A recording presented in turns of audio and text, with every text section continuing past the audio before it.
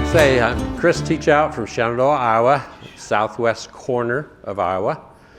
And I've been farming since 1979. Maybe I don't look it because I don't have time to age. That's just, I shove that aside.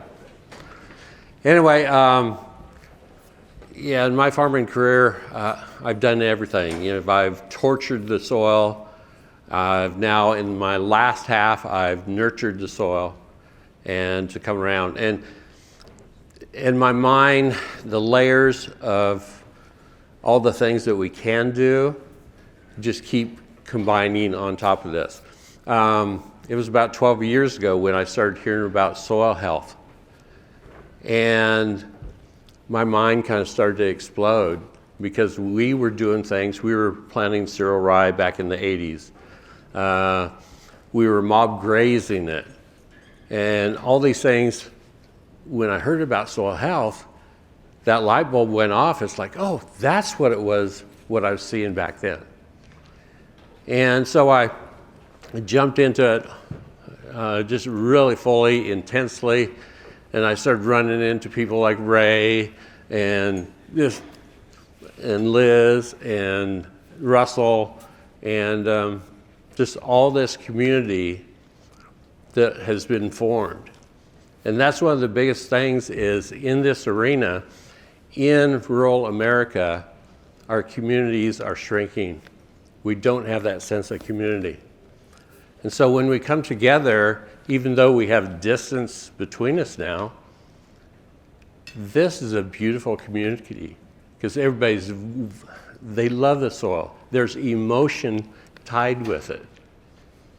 So I'll probably stretch your brains and some of the things, what I've been doing and stuff. So let's hang on and here we go. Anyway, yeah, my job today is to make you think, to ask why, and to add to perspective. And this is a quote of mine: the person of many perspectives has the most power. When you open your mind up and have many perspectives and not holding one solid, you can advance and you have a lot of power. This is, I've used this in a lot of presentations. This is a rest stop coming eastbound along 80 and coming into Des Moines, about mile marker 84. This is what it has shown us.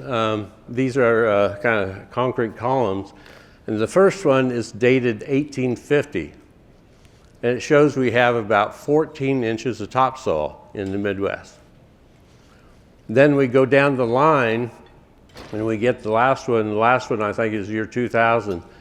We're down to about less than 5 inches of topsoil.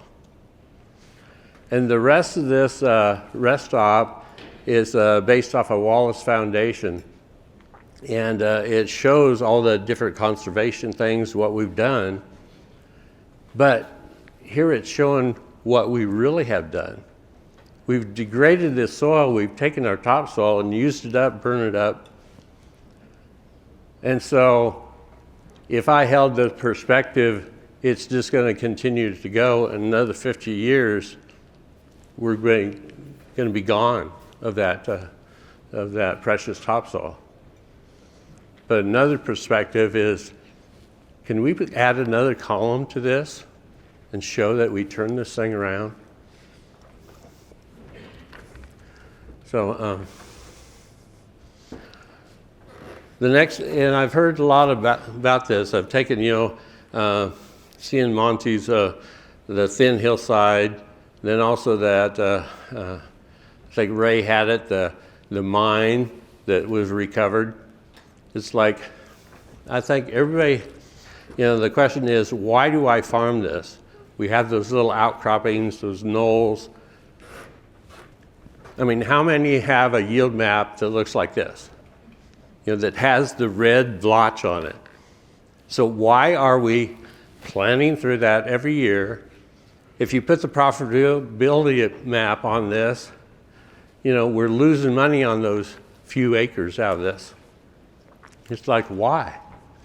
And we've got spots on our farm like this, and soybeans would only get about like this.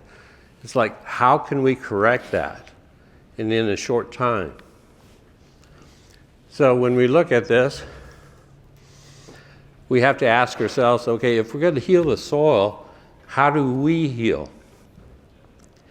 We heal we have to have a holistic thing and take care of our bodies as a whole.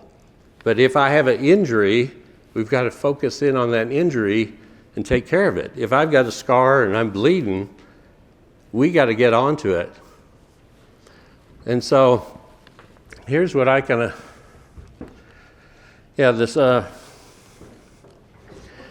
if you look over on the corner here, we've got some 9D soil, and it's highly erodible. It's eroded, and out of this 160 acres, there's about 3-4 acres that is just, it's always losing money. It doesn't raise much crop. So why are we doing it? So here's what I did. This is about 6 years ago. On that knoll that wrapped around that hill there that we were just not getting anything from, and this is on a rented farm, a cash rented farm that I'm doing this on. But anyway, we had cereal rye on there, and we went and terminated it early. Now we go and get bigger biomass, what we do now, but 6 years ago we terminated that early. Then we went with a multi-species mix. So if we're healing ourselves, we have to have a prescription. And here was mine. There's about 66% is oats and barley. Then we had turnips, flax, phacelia, some peas, and this was planted in 15-inch rows. We did the whole field because I was doing this mainly as a biological primer for our soybean crop going forward. But anyway, on those 3-4 acres, I left it. And the mentality of that, totally leaving it, and for that 3-4 acres, we've talked a lot about having livestock on those. Well, for 3-4 acres out of this middle of the 160, that's kind of hard to do. So I went and planted this mix there. And healing is a process, so it's going to take some time. But anyway, that mix is growing very well. It's protecting the soil. And then, let's back up here. Anyway, what we're doing here is we're letting that oats and all this go to maturity. So I left this grow clear till August 1st. Then come August 1st, I bring in my mechanical cow. So we go out there, now we have all this oats and barley and flax and the phacelia, all of it has seeded out. We go in and batwing down. Now we've got 30, 40, 50 bushel per acre of oats and barley per acre that we're seeding by batwing shredding that down. And when you do that, here's what occurs. Then all that stuff in August starts to sprout. I mean, it's just thick as ever. And I've had a lot of people, once you see some of that and how thick this is, it's thicker than a golf course, the temptation to take. I know one guy at one conference, he said, with that oats and barley mix, why don't I go out there and with the combine, I'll take the top off of that and throw some over the back end. It's like, no. You got to get out of this mindset. We're in a healing process this year to correct this issue. And if we're grazing, if we would bring cattle into this, we'd have to watch out how much we take on this. So we let this grow up. There it is, wrapped around the hill, and it is just, beautiful and thick. And the results from that was the thin area yielded the same as the good ground right next to it. The earthworm showed up. Before, you couldn't hardly see any earthworm activity in those clay spots, those outcroppings. We did a soil test on it, and from year to year, and it did not show any difference on the soil test. But this treatment, it lasted 5 years of increasing the yield. You could not tell the difference. The yield was the same across that. I mean, it healed that ground in the 1 year of rest.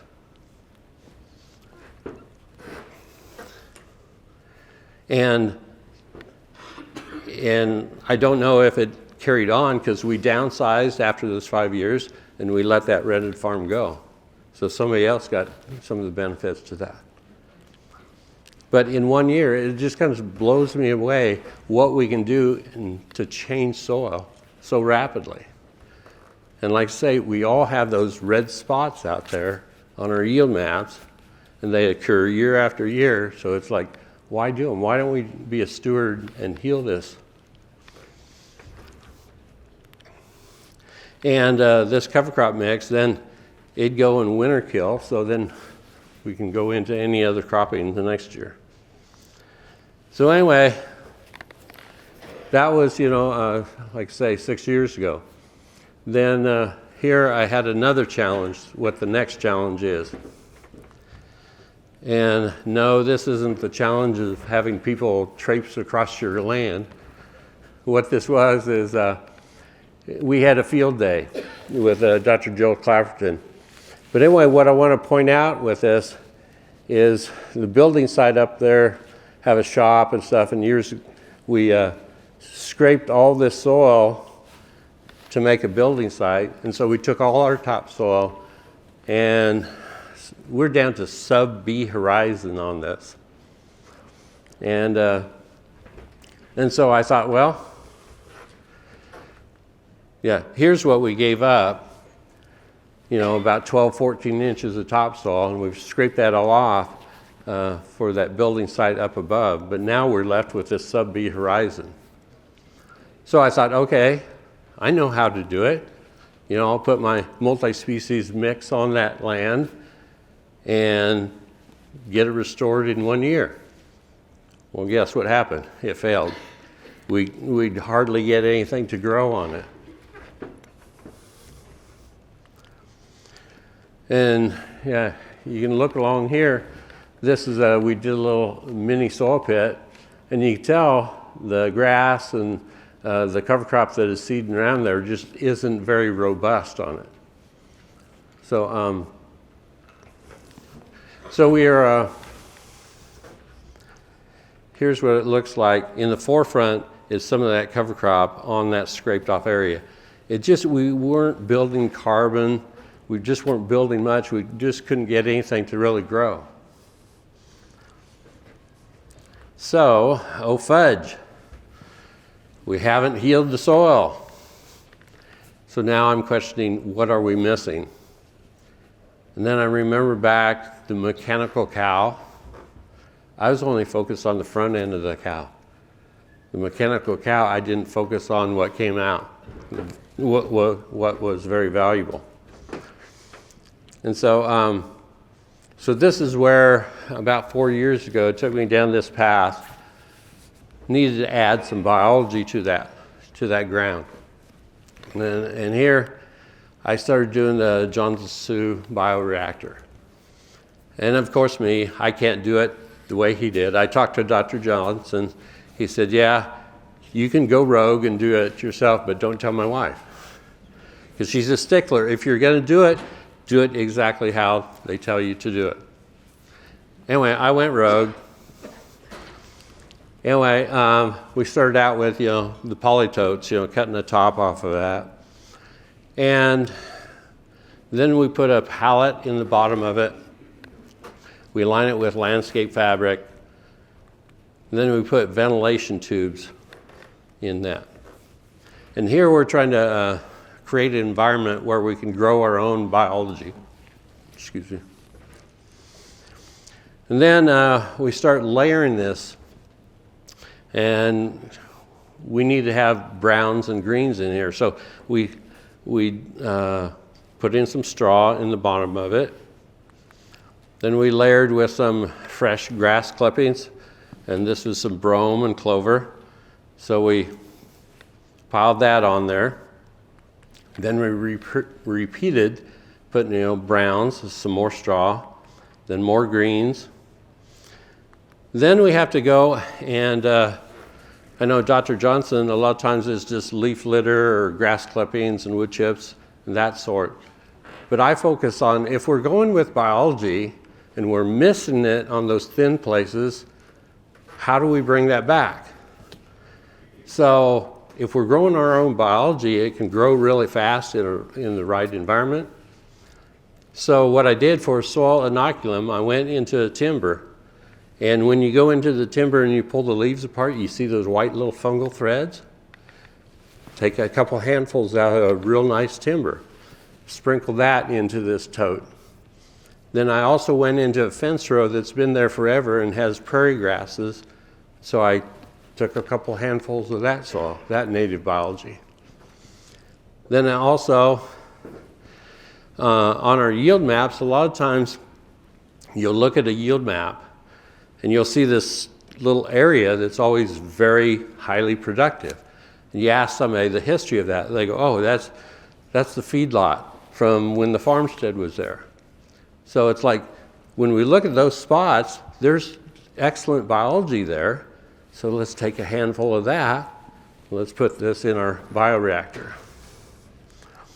And then after I'm putting the inoculum in there, we need to have some food sources in there. So I like putting kelp in there. And in this 250-gallon tote, it's only taking 2-3 pounds of kelp. So all this is very inexpensive. I went with fish amino acids. And I also put a little biochar in there. We had some cattle manure out of an old loafing shed. So we put that in there. Then when we're going to put the water into this to hydrate it, now Dr. Johnson, how he does it, they'll take the leaf litter and soak it in a wheelbarrow and then pitch it back into he has fabric lined concrete wire that he makes his out of. But anyway, and he's scooping that wet stuff back into the tote. It's like, as a kid growing up, I had enough of Saturdays coming home on the farm and scooping that sloppy hog shit, in the manure spreader. So I was tired of scooping sloppy stuff, so it's like, I'm not going to do that. So anyway, to make it really successful, we've got a 3,000-gallon tank. We collect rainfall off our shop, and so we're using that. We don't want to use chlorinated, but if you have chlorinated water that you're putting in there, you need to aerate it, and then also let it gas off. No chloramine treated. Then when it comes to the flood and the soak, to get my soak, because we have so many different, we've got wood chips, we've got straw, we've got greens, we've got fine particles, we've got all these different densities in there. And so if you're trying to soak them up, we need to, it's a little harder in a wheelbarrow or so. So that's where I came up with a container using the poly tank. And so we flood the tank with rainwater to the brim, and we let that set for 24 to 48 hours. And then after it's gone through that soak, everything is really about the same moisture content. It's about that 65, 70%. Then we'll open the valve and run that water out of this system, and we'll catch that because there'll be some leachates out of that, and we'll throw that back on a compost pile or some wood chips. The size of the material matters, but like I say, with this soaking system, it really activated it. And then the next thing we did, after it went through its heating process, and it goes up to about 140 degrees, then after a few days it starts cooling down, then you can throw the worms in there. And you can tell if you have some really good compost going, the worms, it took less than a minute for them to all disappear. If they all stay on top, you've screwed it up or something. Something's going on bad there. But anyway, within a few weeks, we've had fungal growth on that. Then we started, after we've done this process, we've done this 4 years, and I've always, we have now some carryover. So I keep on building onto what we did from the year before. So it's kind of like a sourdough starter that every year I take some of that, and some of the past years I've still got that reserve I put in there to keep my inoculation process going further. So we've been using the extract, and a system like this, you need to do filtration before it goes onto the planter. And so we're doing in-furrow injection of this. We'll put about 1 gallon of this leachate out of that compost, and we'll add about another 5 gallons of rainwater with that. And anyway, here's what we started seeing. Clear over to the right, we started seeing a different expression when we're putting biology into the furrow. Our soybeans, the architecture of them started to change. We started seeing corn roots start to leak out the mucilage, out the brace roots. You know, all these things, and we're just getting healthier and healthier crops, you know, by using this.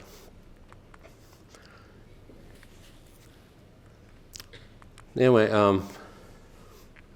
yeah, so remember the next challenge, you know, with the really thin soil that cover crops, they weren't taking off in there.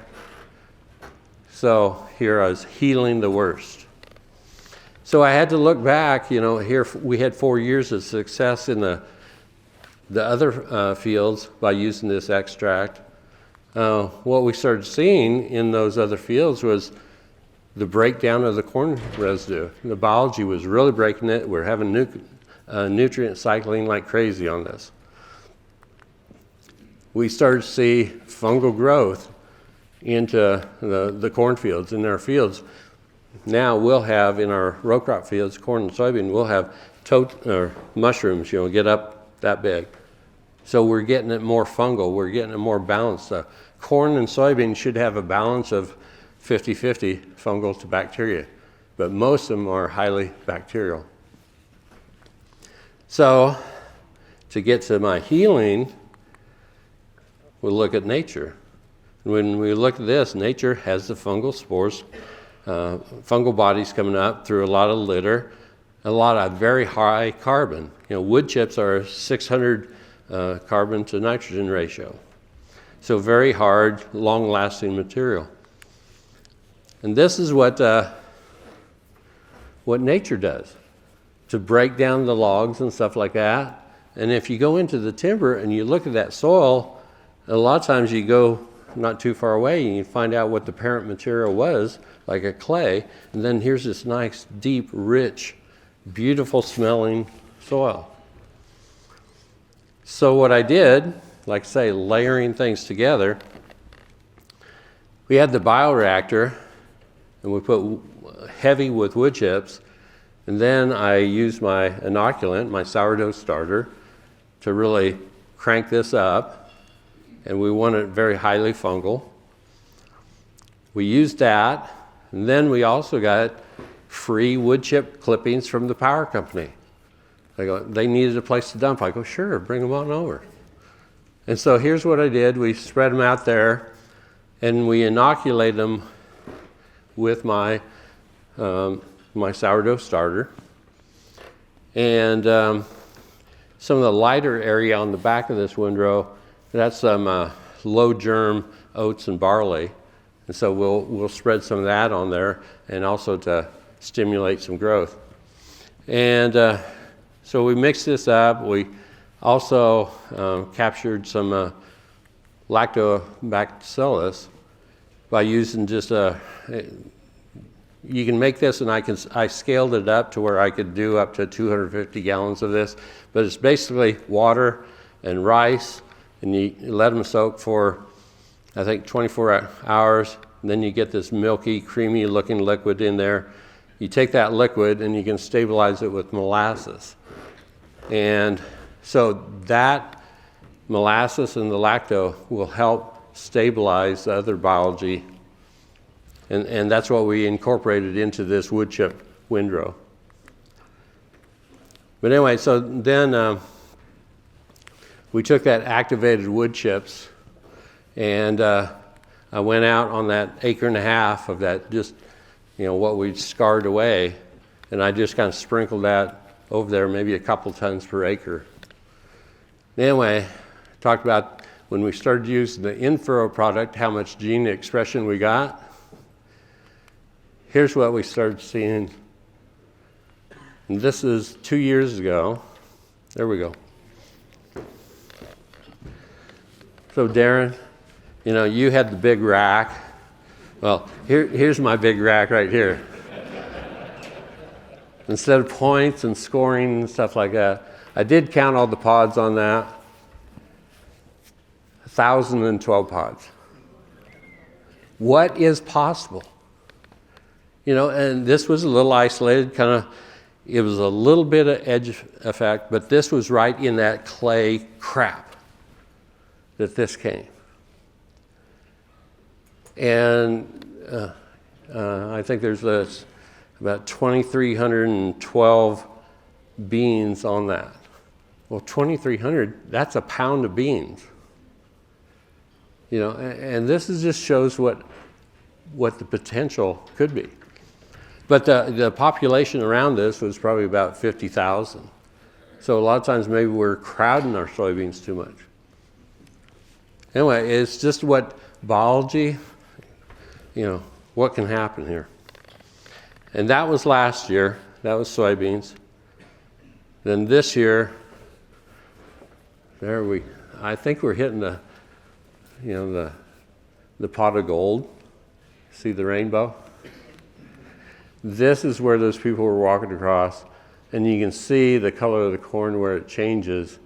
That's where I didn't sprinkle out some of this inoculated wood chips. And this corn, when I harvested that, didn't have any side-by-sides or anything, but that stretch that was out of that really crappy soil, by inoculating it with that, the monitor was running 250 to 280. The rest of the field was 232. I'm just blown away with what we can do with biology. And when we pay attention and add in a carbon source when we're lacking carbon on some of these thinner soils. And how, having a cover crop on there is one part of the step, but the biology completes this. And we're just layering these things together. So, are we there yet? Am I satisfied with that? Nope. Not yet. So anyway, like I say, I'm taking layers and thinking about things. And here was this winter, after going to conference and all that, then it's like, okay, they're telling us that, biology needs a living root. Because the exudates that come off that, and they feed the biology. So, okay, here I insulated a little seed tote, put heat lamps in it, some water trays in it, and I took some of that inoculate, the compost, my sourdough starter. I took that. It's like, can we change it, or can we activate different biology in that by using cover crop mixes? So I went and take little cups, and I put different cover crop mixes and individual species in there. And then I started to collect data on this, after it went. And it's just amazing how the roots started to get that aggregation around it in just a short time. But anyway, I was taking my microbiometer and testing it, and seeing which way we could shift. And depending on the species that we put in there, we can start to shift whether we're fungal or bacterial. Like I say, this is just, a lot of times when I start and do my experimentation, it's like I jump into it. It's ready, shoot, aim. Okay, you got it. When you get a new gun, what do? You don't go on a bear hunt with that new gun. You got to go out and you got to sight it in first. So you got to get it ready, you got to shoot it, thinking that's the target, but maybe your target's over here.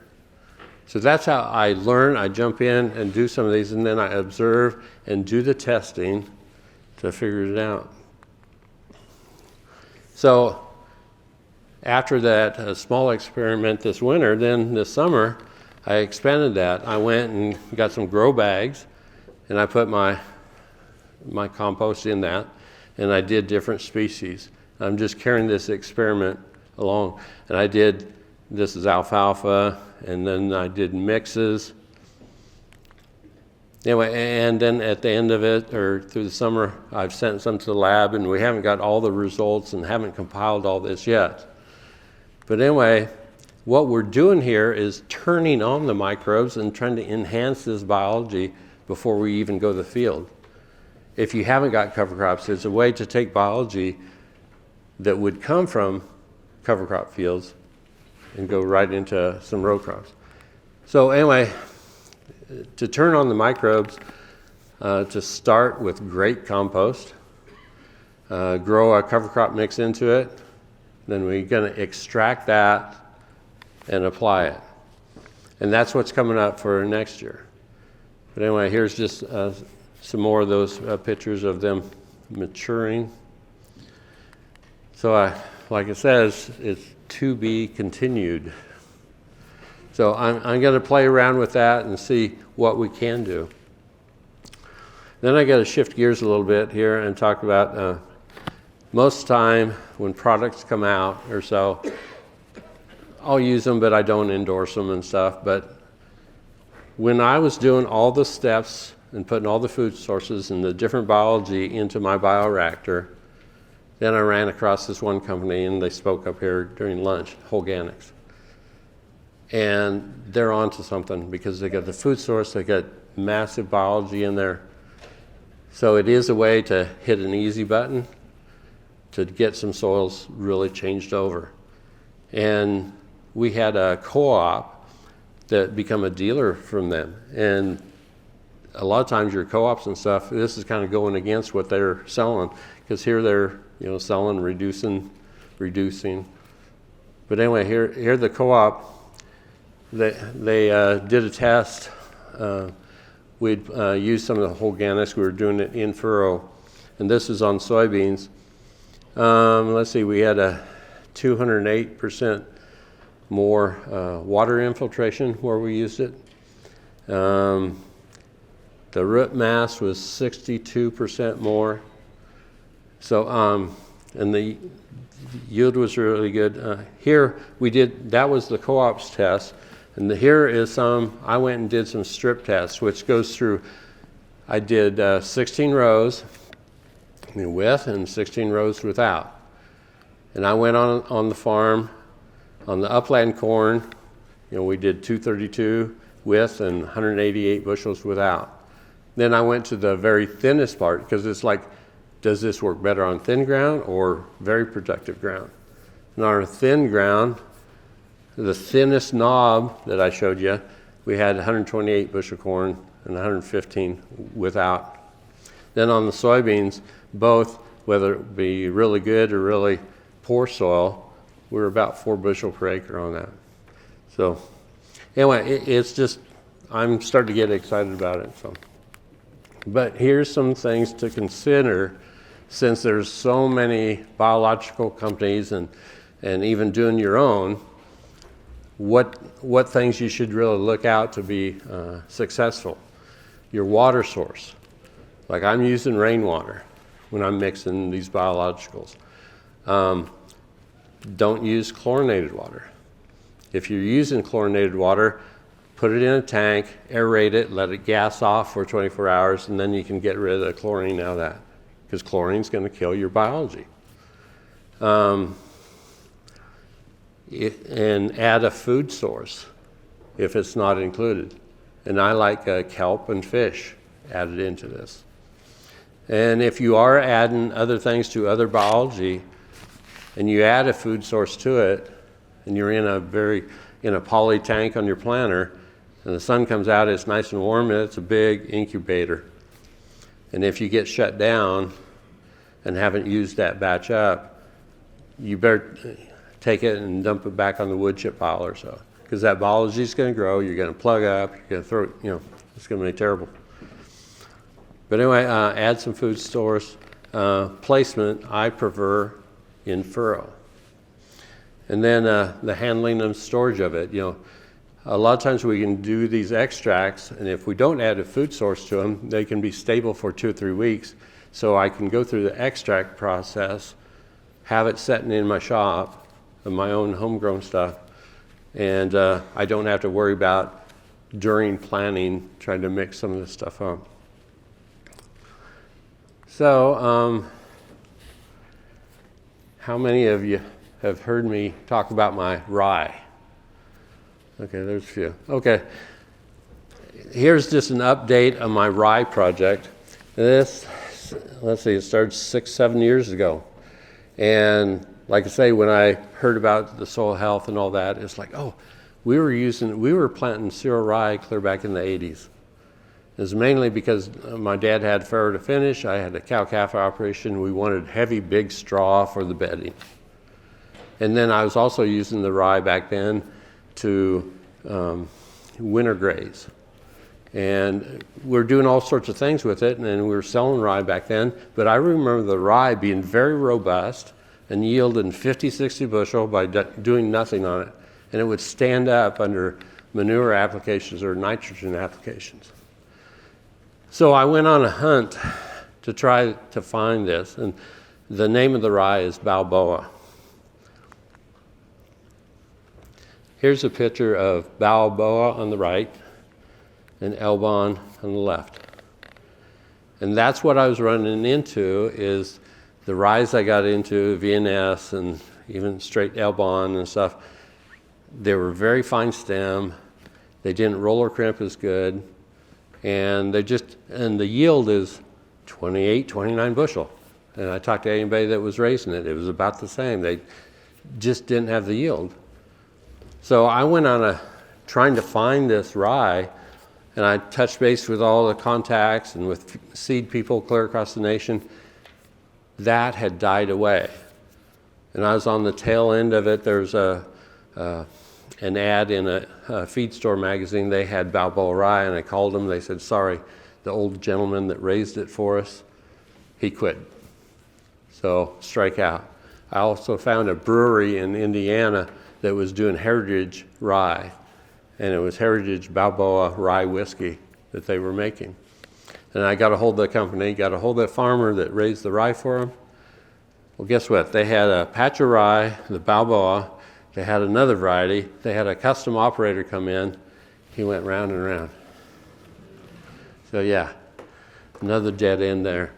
So I'm so desperate about this because I have this mental picture, the image of what that rye should look like, this big coarse stuff, and yielded really good. Looked around, couldn't find it. Finally, I went up to the haymow on the home place.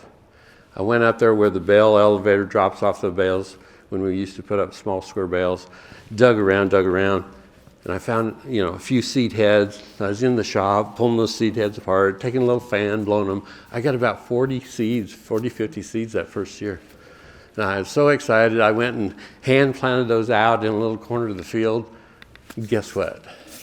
Nothing grew. So another year searching, talked around, couldn't find it.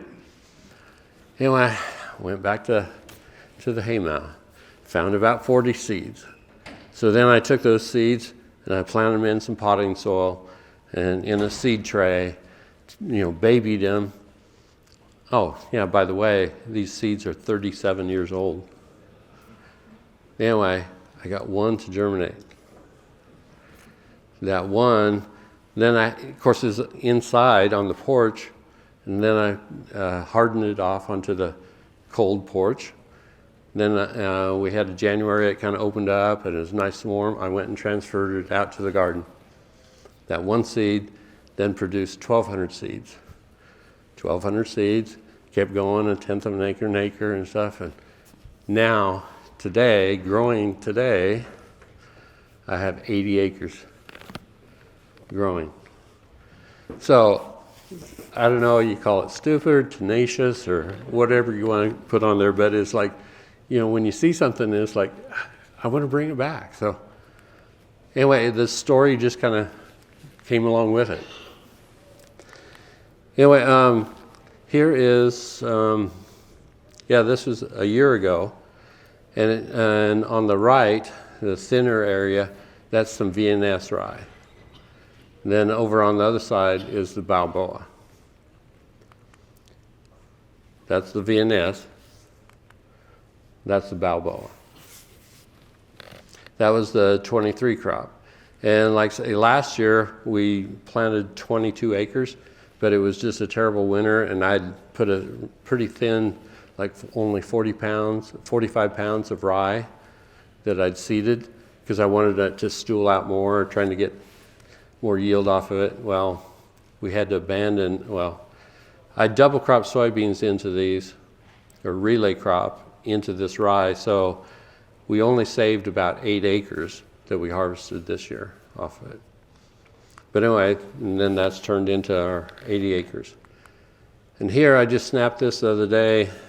If you look real close, splitting down the middle, on the right-hand side is some VNS rye, and on the left-hand side is the Balboa. So it's got more vigor, it's growing, it looks good. So that's kind of update on my rye project. So like I say, I'm just getting started, and what's next is the plant exudated compost. That's the plants growing in the compost and doing that. This past year we did a lot of weekly tissue testing to see what the plants were telling us on a weekly basis, what nutrition we needed to be out there. And we started messing around with a lot of foliars and micros and just really starting to lay.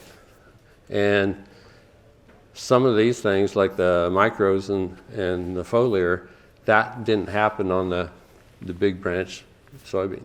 So there's even more potential that we can go. So that's kind of where I've been, and I just want to share some of these other things, kind of go through them quick, where I have been and things that I've done in the soil health realm. When we first started, I planted green, I planted into the brown, we did kind of medium termination, planting soybeans into rye, terminating it when it's about 2-3 foot. Then we ventured more into kind of roller crimping, and kind of my idea of it is, and one thing we're doing on the soybeans now that is standard practice, is we're planting soybeans in April before we even think about corn. Corn is a wimp when it comes to temperatures and stuff. So soybeans, I'm planting them into the cereal rye in mid-April. We're letting them grow for 30 days to about May 20th. And May 20th is when our rye is maximum carbon. It's at anthesis. And if we have big rye, then we need to roll it down. If it's below 3 foot tall, it will kind of fall down on its own and won't interfere too much with the soybean plant. But our soybean yields have been gradually growing up, and we're putting a big carbon mat down on the ground. We've also done a lot of tests years ago, and we aren't doing this now, is interseeding into corn. And we did a lot of testing of this warm season legumes, gar, mung bean, fava bean. Fava bean's the cool season one, cowpeas, and sun hemp. Anyway, in some of our testing, what we did warm season legumes in there, but we also had some where we put some cool season mix in there. When I first started interseeding, it was all cool season mix, and they'd get up about that tall, and then they'd fade away. But what we found out with the warm season legumes in there with that cool season mix, we're able to raise 200 bushel corn, and this is on plots, 200 bushel corn on only 40 units of nitrogen. And it was because we started having a multi-species in there. We've also done some of the relay cropping, and that's what, any of my seed fields now, we've got soybeans planted in April in that, and we can make that decision whether to terminate that rye or to take it to seed production. So we've been playing around with that, and we don't have any go down the straight rows or anything. We're in rolling topography and stuff, so as long as we can do an angle to the row some way, that's how we'll do some of the relay cropping. Like I say, we're doing the early planting in the soybeans and living rye. But here's one of the things that always comes up with is people ask, what about frost? Anyway, I took some data loggers and put out there several years ago. They were calling for a hard frost on May 5th. We had soybeans up like that, the rye's up about here. Anyway, I put the data loggers out there, and the darker line up above is where the rye is, the rye and the soybeans. Right next to it, about 10 yards away, was a tilled up field that had corn up like that. We stayed above freezing for that night that the freeze came in, but over where the corn was, it smoked that corn. But here we mitigated the frost by having that cover crop in there. Anyway, another thing, I do a lot of microscope work and see when I'm doing some of these things, not only the mechanical tests, but looking under the scope and see what we're doing.